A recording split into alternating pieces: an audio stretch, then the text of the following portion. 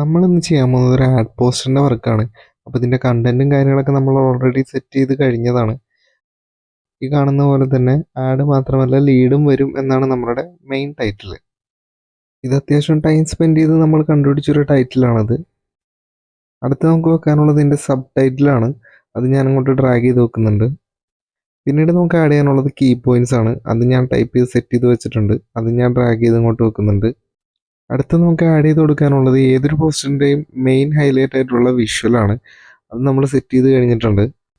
ഇതും നമ്മൾ അത്യാവശ്യം ടൈം സ്പെൻഡ് ചെയ്ത് ക്രിയേറ്റ് ചെയ്തെടുത്തൊരു ഇമേജാണ്. ഈ ഒരു ക്രിയേറ്റീവ് വിഷ്വൽ ഞാൻ ജെമിനിയും ഫോട്ടോഷോപ്പും യൂസ് ചെയ്ത് സെറ്റ് ചെയ്തെടുത്തൊരു ഇമേജാണ്.